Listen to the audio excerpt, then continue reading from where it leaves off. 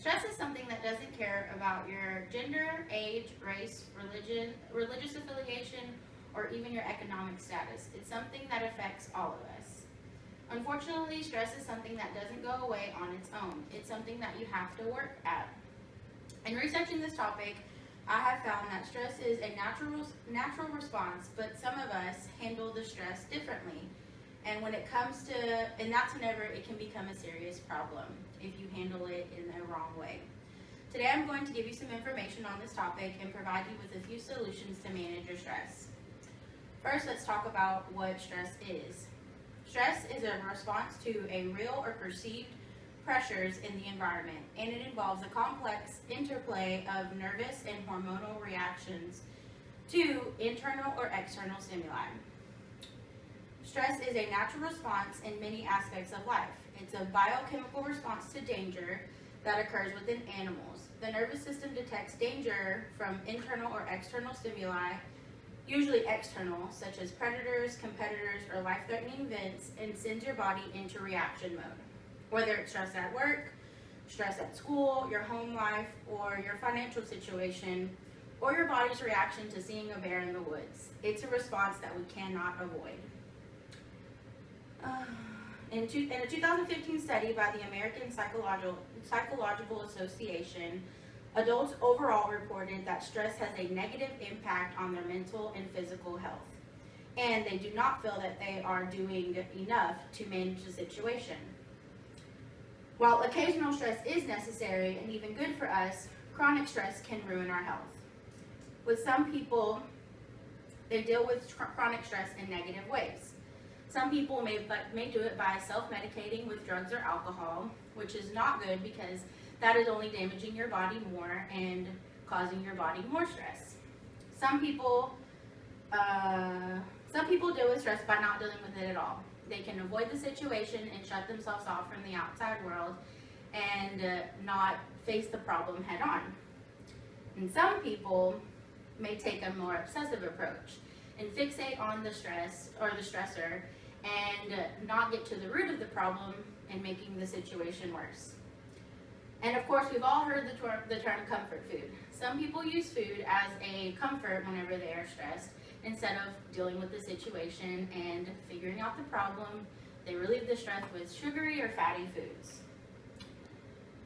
The consequences of dealing with stress in the wrong way can lead to serious conditions. There are numerous emotional and physical disorders that have been linked to stress, including depression, anxiety, heart attacks, stroke, hypertension, immune disturbances that also make you susceptible to infection. And of course, there's the common cold, herpes, the AIDS virus, and certain cancers, as well as autoimmune diseases such as arthritis and multiple sclerosis. And the list goes on and on. Some of these things, of course, are linked to other factors, but they all have the same thing in common: stress. By developing an unhealthy coping mechanism to chronic stress, you are only furthering your chances of developing one of these disorders I just listed. Now that I've given you the negatives of chronic stress and how people deal with it, I will give you some ways that you can cope with your stress in a healthy manner. There are numerous solutions you can implement into your daily life to deal with stressors of life. One way to deal with overwhelming stressors is by getting your body healthy with diet and exercise. Since stress is produced by hormones in our body, it's best to treat your body with care. Providing it with nutritious meals and exercise keeps you healthy. Many people who are advocates for working out claim that it's a great stress reliever and is great for the body, which they aren't wrong. I myself have begun to clean up my diet and exercise more, and I am already noticing the effects of this. Other ways to cope with stress are by taking a deep breath or meditating. No, really, you've probably heard it before. Someone, when you're in a stressed out situation, just tells you to breathe. Breathe.